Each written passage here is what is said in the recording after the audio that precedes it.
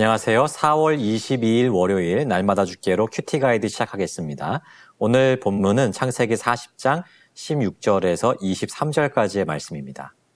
화장실 들어갈 때와 나올 때가 다르다는 말이 있습니다. 화장실에 들어가기까지는 마음이 급하고 또 서둘러서 볼일을 보고자 해서 굉장히 간절해지죠. 하지만 화장실에 들어가서 볼일을 다 보고 나면 어떻습니까? 이제는 마음에 여유가 생겨서 언제 그렇게 간절했는지 다 잊어버리게 됩니다. 이처럼 일이 해결되지 않을 때는 간절하다가도 그 일의 해결을 보고 나면 그 간절한 마음이 다 사라지고 잊어버리는 그 사람의 심리를 빗대어서 화장실 들어갈 때와 나올 때가 다르다라는 말을 사용하는 것입니다. 사람은 처음 가졌던 그 간절한 마음을 쉽사리 잊어버립니다. 이 문제만 해결될 수 있다면 얼마나 좋을까라고 하는 그 마음, 그 간절한 마음을 갖지만 사람의 본성이 약해서 처음 가졌던 그 간절한 마음을 쉽사리 잊어버리게 되는 것이죠. 그래서 우리가 때로는 사람에 대해서 실망하는 일들이 많게 되는 것입니다. 오늘 말씀에서도 처음 가졌던 그 간절한 마음을 잊어버린 한 사람이 등장하죠.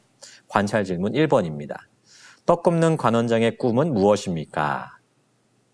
먼저 술 관원장의 꿈의 해석이 좋은 것을 본 떡 관원장은 자신의 꿈도 요셉에게 이야기하기 시작합니다. 17절에 그 내용이 나와 있죠. 무슨 내용입니까? 자기 머리에 흰 떡 3광주리가 있었는데 맨 윗광주리에 바로를 위한 떡과 음식이 있었다는 거예요. 그런데 갑자기 새들이 날아와서 그 광주리의 음식들을 먹더라는 것입니다. 이 내용은 이미 해석을 듣지 않아도 좀 뭔가 불길하죠. 하지만 떡 관원장은 이 술 관원장의 이 꿈 해석이 굉장히 좋았기 때문에 자신의 꿈 내용도 좋게 해석되기를 바라는 마음으로 이 꿈 얘기를 했을 것입니다. 관찰 질문 2번입니다. 떡 굽는 관원장의 꿈에 대한 요셉의 해석은 무엇입니까? 18절, 19절을 보시면 요셉의 꿈 해석이 나옵니다.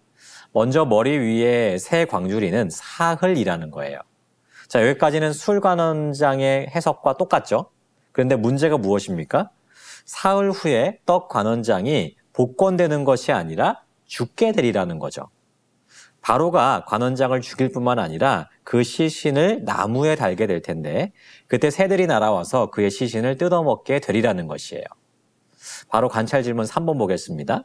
바로의 두 신하는 어떻게 되었습니까? 여러분, 두 관원장의 끝내는 어떻게 되었습니까? 요셉의 꿈의 해석대로 되었어요.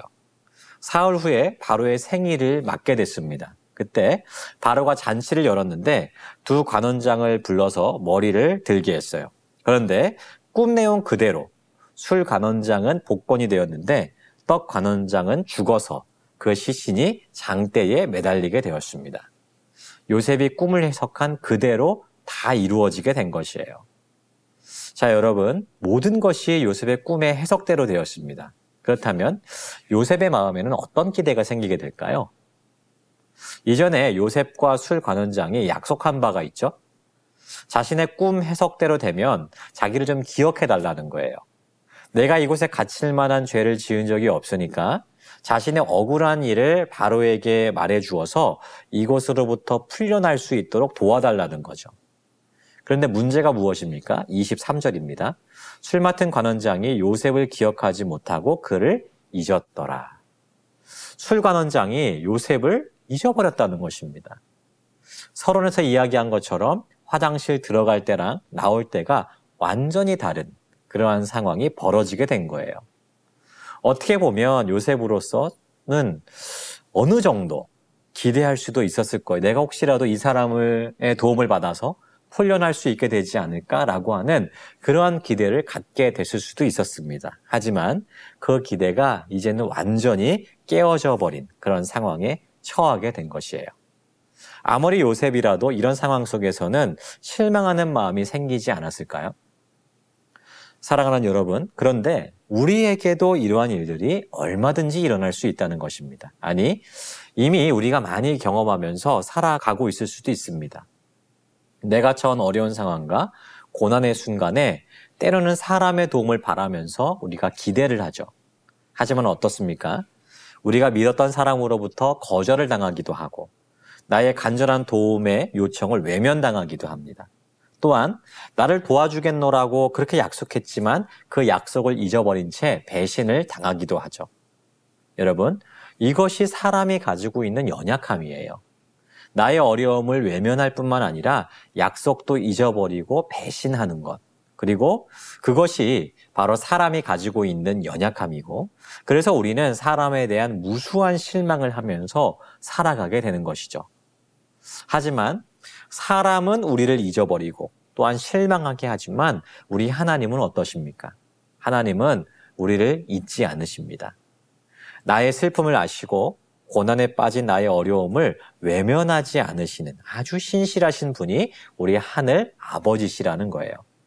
그러므로 우리는 사람을 신뢰하고 의지하는 것이 아니라 오직 하나님을 바라보고 그분만을 신뢰하는 자세와 태도를 가져야만 마땅한 것입니다. 물론 하나님의 때는 우리가 기대했던 것보다 더딜 수가 있습니다. 그래서 오랫동안 인내해야 될 때도 있죠. 하지만 하나님은 그분이 계획하신 가장 합당한 그때에 그분이 하신 약속을 반드시 이루실 거예요. 그러므로 우리는 하나님을 향한 믿음과 신뢰를 가지고 인내하면서 기다릴 수 있는 그 마음이 필요한 것입니다.